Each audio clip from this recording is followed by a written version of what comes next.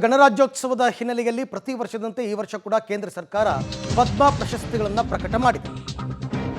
ಪ್ರತಿಷ್ಠಿತ ಪದ್ಮ ಪ್ರಶಸ್ತಿ ಪ್ರಕಟವಾಗ್ತಾ ಇದೆ.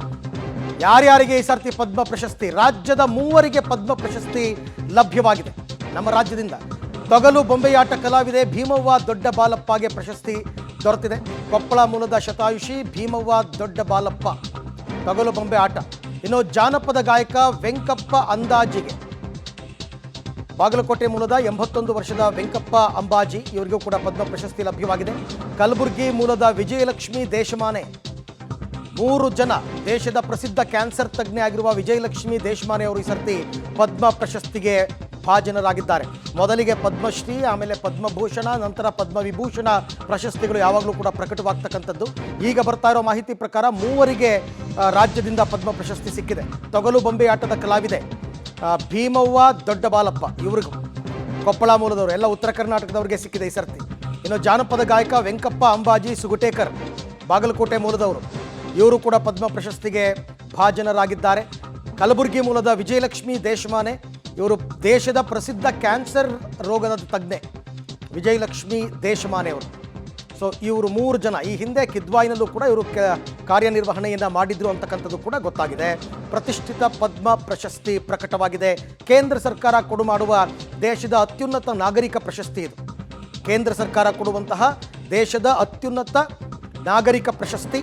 ತೊಗಲು ಬೊಂಬೆಯಾಟದ ಕಲಾವಿದೆ ಭೀಮವ್ವ ದೊಡ್ಡ ಬಾಲಪ್ಪ ಕೊಪ್ಪಳ ಮೂಲದವರು. ನೋಡಿ, ಇಂಥವ್ರನ್ನ ಹುಡುಕಿ ಪದ್ಮ ಪ್ರಶಸ್ತಿಗಳನ್ನು ಕೊಡುವಂತಹ ಪದ್ಧತಿ ಇತ್ತೀಚೆಗೆ ಬೆಳೆದು ಬಂದಿದೆ. ಇವರೆಲ್ಲ ಯಾರು, ಏನು, ಎಲ್ಲಿ, ಇವರ ಸೇವೆ ಏನು, ಇವರ ಕೊಡುಗೆ ಏನು ಅಂತಕ್ಕಂಥದ್ದೇ ಬಹಳಷ್ಟು ಜನರಿಗೆ ಗೊತ್ತಿರಲ್ಲ. ಅಂಥವ್ರನ್ನ ಹೆಕ್ಕಿ ತೆಗೆದು ಅಂಥವರಿಗೆ ದೇಶದ ಅತ್ಯುನ್ನತ ನಾಗರಿಕ ಪ್ರಶಸ್ತಿಯನ್ನು ಕೊಡ್ತಾ ಇರ್ತಕ್ಕಂಥದ್ದು ನಿಜಕ್ಕೂ ಕೂಡ ಎಲ್ಲರೂ ಹೆಮ್ಮೆ ಪಡಬೇಕಾದಂತಹ ವಿಚಾರ. ನಮ್ಮ ರಾಜ್ಯಕ್ಕೆ ಈ ಸರ್ತಿ 3 ಪದ್ಮ ಪ್ರಶಸ್ತಿಗಳು ಪ್ರಕಟವಾಗಿದೆ. 3 ಪದ್ಮ ಪ್ರಶಸ್ತಿ 3 ಜನರಿಗೆ, ರಾಜ್ಯದ 3. ಬೇರೆ ಬೇರೆ ಕ್ಷೇತ್ರದಲ್ಲಿ ಸಾಧನೆ ಮಾಡಿದಂತಹ ಇತರರಿಗೂ ಕೂಡ ಪ್ರಕಟವಾಗಿರುತ್ತೆ, ಬೇರೆ ಬೇರೆ ರಾಜ್ಯದವರಿಗೆ. ನಮ್ಮಲ್ಲಿ ನೋಡಿ ಎಲ್ಲವೂ ಕೂಡ ತೊಗಲು ಬೊಂಬೆ ಆಟದ ಕಲಾವಿದೆ. ತೊಗಲು ಬೊಂಬೆ ಆಟ ಅಂತಕ್ಕಂಥದ್ದು ಈಗ ನಶಿಸುತ್ತಿರುವ ಜಾನಪದ ಕ್ರೀಡೆ, ಒಂದು ರೀತಿ ಕಲೆ ಅದು.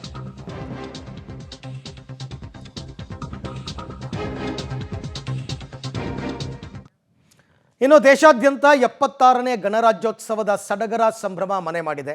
ಗಣರಾಜ್ಯೋತ್ಸವ ಅಂತಂದರೆ ದೆಹಲಿಯಲ್ಲಿ ಹೇಗಿರುತ್ತೆ ಅಂತಕ್ಕಂಥದ್ದೇ ಎಲ್ಲರದ್ದು ಕೂಡ ಕುತೂಹಲ. ದೆಹಲಿಯ ಕರ್ತವ್ಯ ಪಥದಲ್ಲಿ ನಾಳೆ ಭಾರತದ ಸೇನಾ ಶಕ್ತಿ ಇಡೀ ಪ್ರಪಂಚಕ್ಕೆ ತಿಳಿಯಲಿದೆ. ನಾಳೆ ಬೆಳಗ್ಗೆ 10:30ಕ್ಕೆ ರಾಷ್ಟ್ರಪತಿ ದ್ರೌಪದಿ ಮುರ್ಮು ಪರೇಡ್ಗೆ ಚಾಲನೆಯನ್ನು ನೀಡಲಿದ್ದಾರೆ. ವಿಜಯ್ ಚೌಕ್ನಿಂದ ಆರಂಭ ಆಗ್ತಕ್ಕಂಥ ಪರೇಡ್ ಕರ್ತವ್ಯ ಮಾರ್ಗದ ಮೂಲಕ ಕೆಂಪು ಕೋಟೆಗೆ ಹೋಗುತ್ತೆ. ಇದರಲ್ಲಿ ನಾಗ್ ಮಿಸೈಲ್ ಸಿಸ್ಟಮ್, ಈ ಸರ್ತಿ ವಿಶೇಷ ಹೇಳ್ತಾರೆ ನಾನು, Nag missile system, T-20, T-90 Bhishma tank, Sarath tank, BrahMos mobile launcher, Agnibaan multi barrel rocket ಲಾಂಚರ್ನಂತಹ ಆಧುನಿಕ ಶಸ್ತ್ರಾಸ್ತ್ರಗಳು ಮತ್ತು ವಾಹನಗಳನ್ನು ಪ್ರದರ್ಶನ ಮಾಡಲಾಗುತ್ತೆ. ಇಂಡೋನೇಷ್ಯಾದ ಅಧ್ಯಕ್ಷ ಪ್ರಬೋವೋ ಸುಬಿಯಾಂಟೋ ಈ ಬಾರಿ ಗಣರಾಜ್ಯೋತ್ಸವದ ಮುಖ್ಯ ಅತಿಥಿ.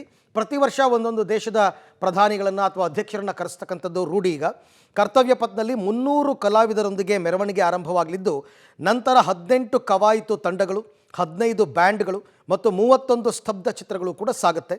ಕರ್ನಾಟಕದ ಶಿಲ್ಪಕಲೆಯ ತೊಟ್ಟಿಲು ಅಂತಲೇ ಪ್ರಸಿದ್ಧವಾಗಿರುವ ಲಕ್ಕುಂಡಿಯ ದೇಗುಲಗಳ ವಾಸ್ತುಶಿಲ್ಪದ ವೈಭವ ಸ್ತಬ್ಧ ಚಿತ್ರದ ಮೂಲಕ ಈ ಬಾರಿ ಅನಾವರಣವಾಗ್ತಾ ಇದೆ. ಕರ್ನಾಟಕದ ವತಿಯಿಂದ ಸ್ತಬ್ಧ ಚಿತ್ರ, ಲಕ್ಕುಂಡಿಯ ದೇಗುಲಗಳ ವಾಸ್ತುಶಿಲ್ಪದ ವೈಭವವನ್ನು ಸಾರುವಂತಹ ಸ್ತಬ್ಧ ಚಿತ್ರ.